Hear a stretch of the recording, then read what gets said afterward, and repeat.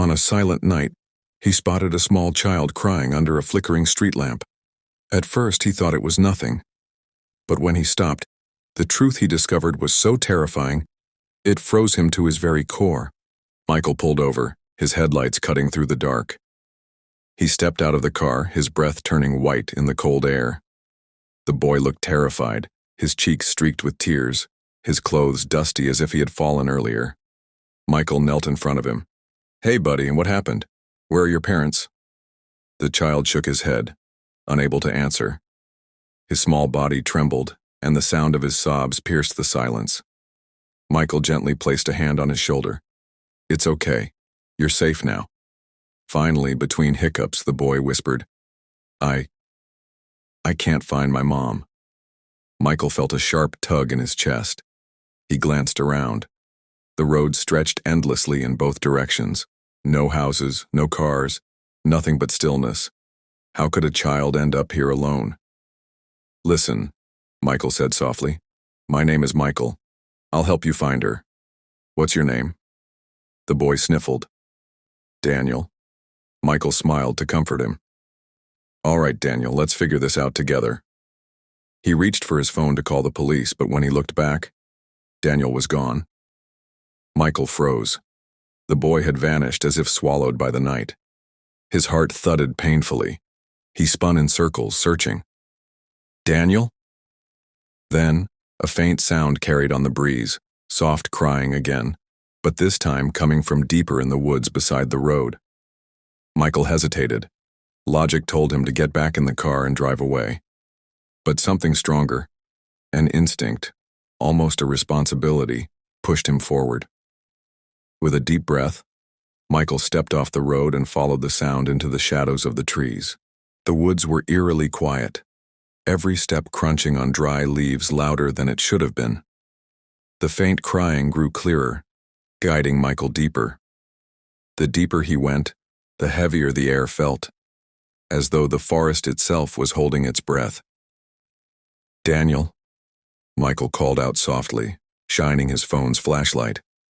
The weak beam trembled with his unsteady hand. The crying stopped. Michael froze, his ears straining in the silence. Then, from behind a tree, a small figure stepped out.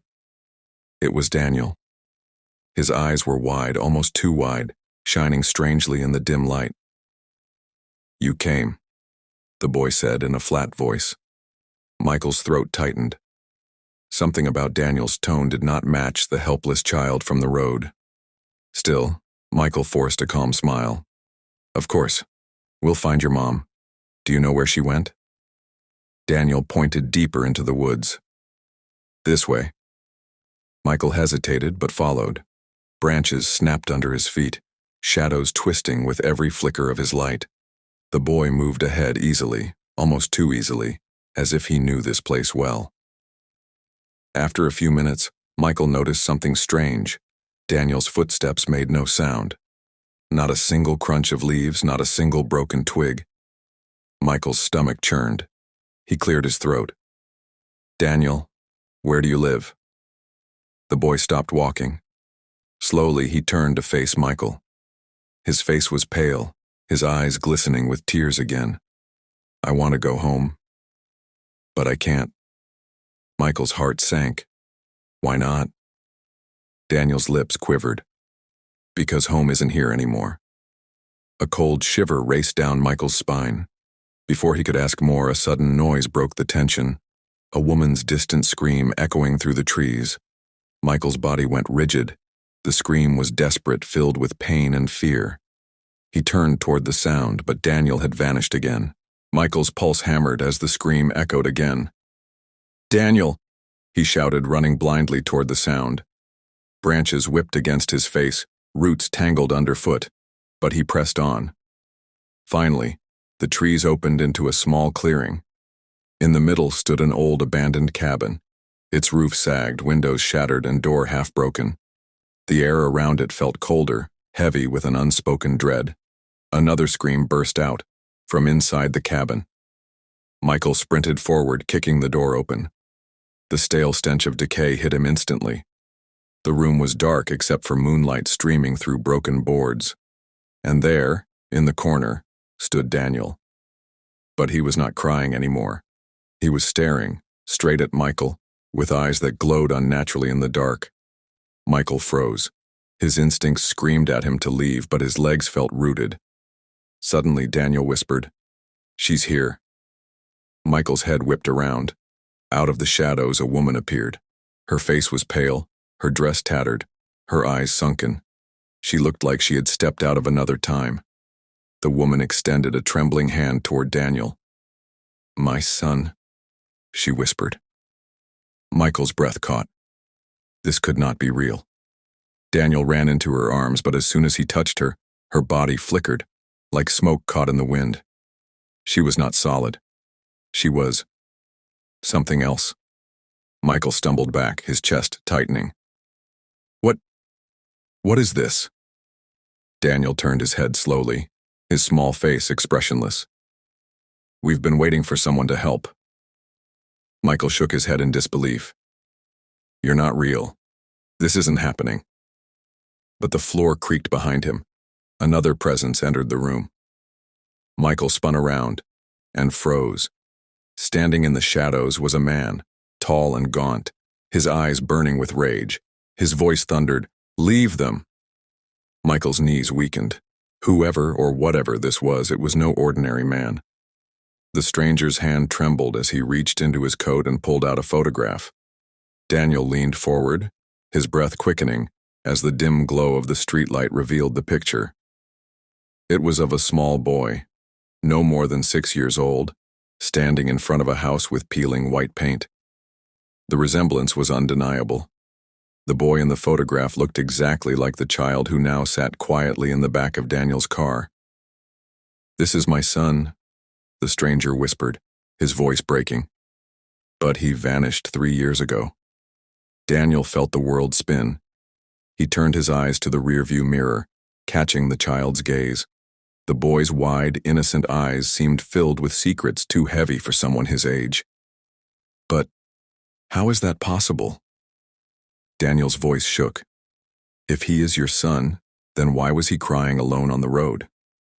The stranger closed his eyes as though the weight of countless sleepless nights pressed against him. "Because someone took him from me. They told me I would never see him again. And tonight, I found out they were wrong." Silence filled the car, heavy and suffocating. The child shifted uneasily, clutching the torn teddy bear tighter. Daniel's heartbeat thundered in his chest. Nothing about this night was making sense. "Listen to me," the stranger continued, his tone growing urgent. "You have to decide right now. Keep driving, and you will never uncover the truth. Or trust me, and we may both find out why fate put this boy back in our path tonight." Daniel tightened his grip on the steering wheel. Outside, the rain poured harder, as if the heavens themselves demanded an answer. And for the first time that night, Daniel realized this was no ordinary encounter. Daniel's knuckles turned white against the steering wheel. He looked back again, and the boy's eyes seemed to pierce through him.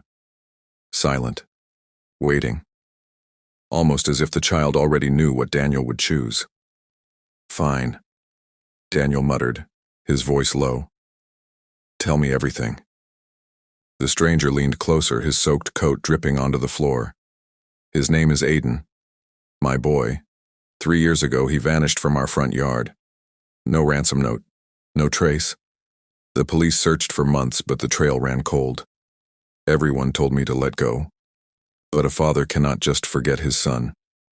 Daniel swallowed hard, his throat dry. "So why tonight? Why on this road? Why now?" The man's eyes flickered with something between pain and determination. "Because tonight I received a call. A distorted voice. They told me if I wanted the truth, I had to wait by this very road. And then..." He pointed at the boy, his hand shaking. "He appeared, just like that, alone, crying, like a ghost from the past." The boy shifted, his teddy bear slipping slightly from his grasp. He hugged it tighter, eyes never leaving Daniel's face. Something about the way he stared made Daniel's stomach twist. "Do you not see it?" the stranger whispered. "Look closely." Daniel's gaze dropped to the boy's wrist. A faint scar, shaped like a crescent moon, marked his skin. His chest tightened. He remembered seeing that same scar years ago, on a missing child's flyer that had been plastered all over the city. "Dear God," Daniel breathed. "It really is him." The stranger nodded, tears glistening in his eyes. "But this is only the beginning. Whoever took him, they wanted something more than just a child."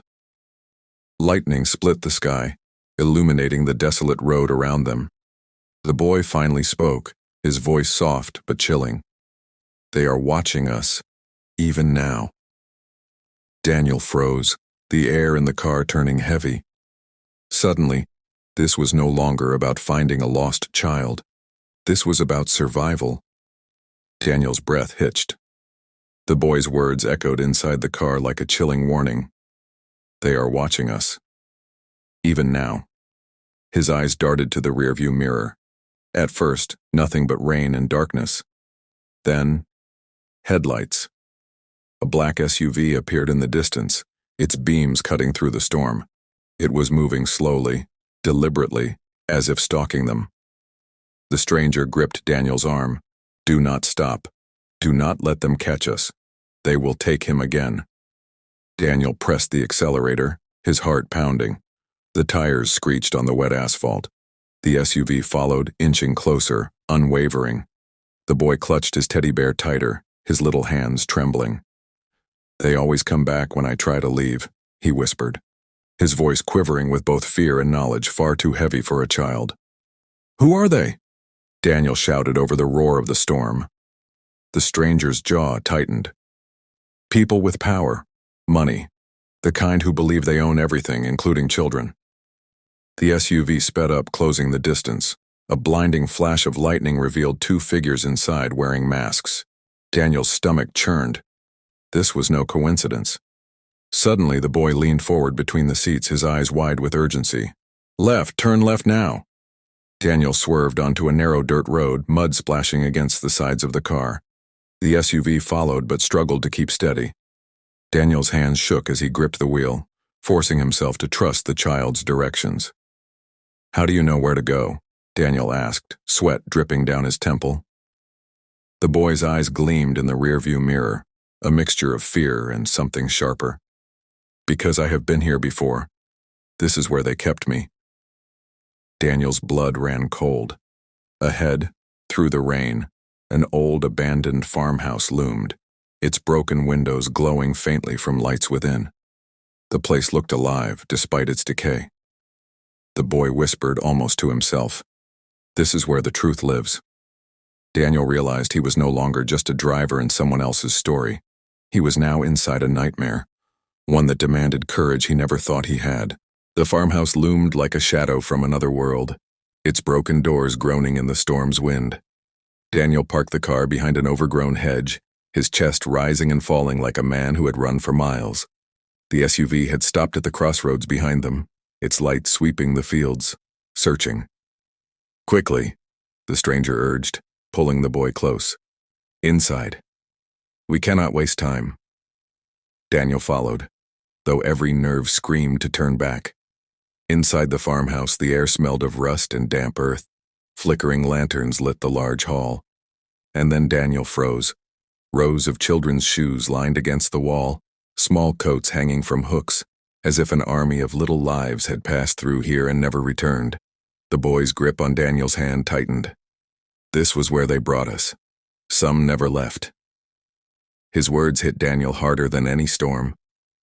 He knelt down, looking into the child's tear-filled eyes. "You are safe now, I promise you." But the stranger stepped forward, pulling something from his coat, a bundle of papers, photographs, and official seals. "These men are not ordinary criminals. They are protected, powerful. I have gathered evidence for years, but without someone brave enough to tell the story, it dies here." Daniel's heart pounded. He thought of his ordinary life, his quiet apartment, his job, the way he had always avoided risk. And yet, this night had chosen him. The boy placed his small hand over Daniel's. Please do not leave us like the others did." For a moment, silence wrapped around him. Then, with a steady breath, Daniel nodded. "No, this ends tonight." Together, they gathered the evidence, every paper, every photograph. The SUV's engine roared closer outside, doors slamming, footsteps in the mud. But Daniel no longer trembled. He led the boy and the stranger out through the back, into the storm, clutching the truth in his arms. Behind them, voices shouted, rage echoing through the night. Ahead of them, hope, fragile but real.